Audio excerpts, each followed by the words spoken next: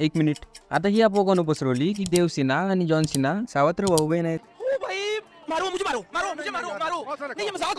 Baahubali 2 the conclusion हा चित्रपट release होऊन तब्बल 7 वर्ष झाले आणि मी या मूवी पॉइंट ऑफ ॲक्सेसमेंट बघितला आणि काय अशा मिस्टेक नोटीस केल्या ज्या की आय एम शुअर तुम्ही नोटीस नसतील केल्या. व्हिडिओ सुरू करण्यापूर्वी मित्रांनो, जास्तीत जास्त लोक व्हिडिओ बघत आहेत पण सबस्क्राईब खूप कमी करत आहेत. त्यामुळे प्लीज व्हिडिओला लाईक आणि सबस्क्राईब करून सपोर्ट नक्की करा, कारण व्हिडिओ बनवताना मी अनन्या पांडेपेक्षा जास्त स्ट्रगल करतोय. आता ही राजमाता इथे एकटी चालली आहे आणि तिच्या जवळपास इथं कोणीच नाहीये. पण या अँगलला पाहिल्यानंतर ही कोण आहे पांढऱ्या साडीवर? नाही म्हणजे अचानक प्रगट झाली आणि वरून म्हणजे पांढरी साडी घातलेली आहे. नाही म्हणजे जेव्हा राजमाता इथं चालत आहे तिच्या जवळपास इथं बरेच लोक आहेत, पण तरी कोणी इथे व्हाईट कलरची साडी नाही नेसलेली. मग ही इथं कुठून प्रगट झाली?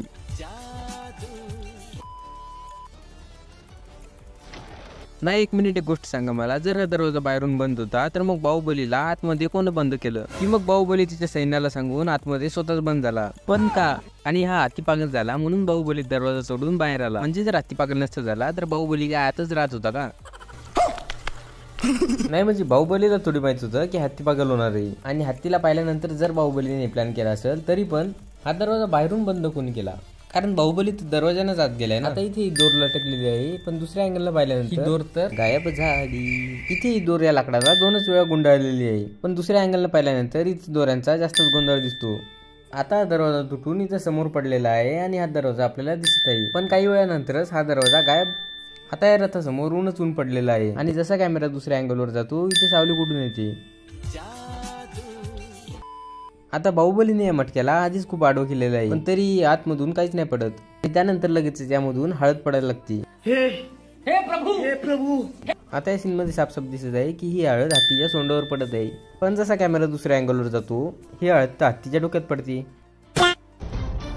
एक मिनिट, हा सीन थोडासा रिव्हर्स घेऊया. या मुलाला लिटरली 3 मिनिटं अगोदर डोक्याला भयंकर मार लागला होता, जो मार की आता गायब झाला. इथे राजमाता आरामशीर झोपत आहे आणि बाहुबलीने उगीच हाताला गुदगुल्या करून या बिचारीला झोपेतून उठवलं. आता इथे राजमातेचा हात खालच्या बाजूला आहे जो की दिसत नाहीये, आणि जसा कॅमेरा अँगल चेंज होतो तरीने हाच हात वरती ठेवलेला आहे. साले चिल की निगाह मेरी. ही देवसेना इथं लढाई खेळत आहे. पण हे नेमकं इथं करत काय? इथं कपड्यासमोर दांडिया का खेळत आहे? म्हणजे इथं साईड येऊन मारून टाकणं तिला? पण नाही, याला तरी इथं दांडिया खेळायची आहे.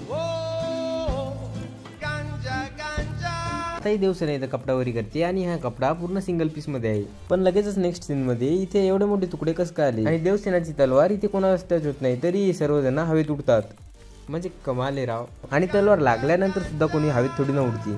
हा एक आणि हे 2. आता या झाडावर फक्त 2च हत्यार लावलेले आहेत, पण लगेचच समोरच्या क्षणात इथे 1 नाही 2 नाही तर 4 हत्यार येतात. आता हे लोक कटप्पाला इथे पकडून नुसतं करत काय आहेत हे मला माहित नाही. फक्त खाली कटप्पाला पकडलेला आहे, त्याला मारत पण नाहीयेत आणि काहीच नाही. म्हणजे कधीपर्यंत पकडणार आहे भाई तुम्ही याला? आता याने कटप्पाला मारायला त्याचा हत्यार उचललेला आहे. दुसऱ्या अँगलला पाहिल्यानंतर तो वापस त्याचा हत्यार उचलतो आणि इथे बाहुबली त्याचा हत्यार त्याच्या पाठीवर ठेवतो आणि नेक्स्ट सीन मध्ये लगेचच हत्यार गायब. आता जर याने मागे नेऊन हत्यार खाली सोडलेलं असेल तर याला हे हत्यार डायरेक्टली खाली टाकता येत होतं. पाठीमागे नेऊन जमिनीवर टाकायची काय गरज होती? हा व्यक्ती इथे हसत आला देतोय जसं की याला बाहुबली दिसतच नाही, आणि बाहुबली याला हसत हसत कटप्पाला मारू देणार आहे. बाहुबली इथे कुमार सोबतच उभा आहे आणि नेक्स्ट सीन मध्ये बाहुबली गायब आणि नंतर परत वापस. भला देवसेना तुम्हारी. नाही म्हणजे या देवसेनेला तेरा बाप यहाँ छोड़कर गया था कि तेरी माँ? बाहुबलीच्या जस्ट मागे इथे एक रथ पडलेला आहे जो की समोरच्या क्षणात गायब झाला आणि पुन्हा वापस आला. म्हणजे कुछ भी.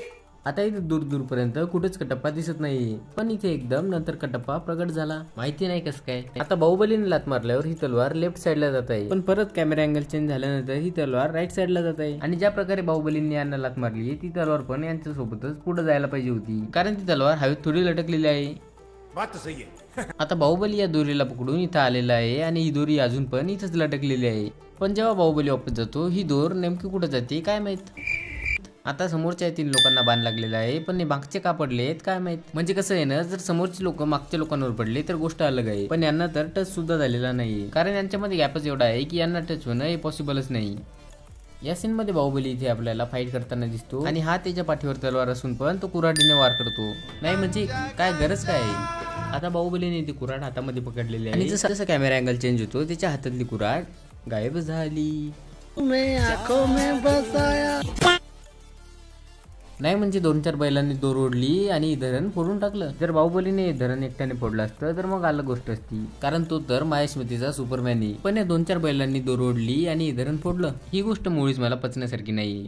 मित्रांनो, हा धरणाचा सीन आपल्या मराठा इतिहासापासून इन्स्पायर्ड आहे. आता तो कशा प्रकारे हे समोरच्या व्हिडिओमध्ये जाणून घेण्यासाठी कमेंट मध्ये जय शिवराय लिहून या व्हिडिओला लाईक नक्की करा.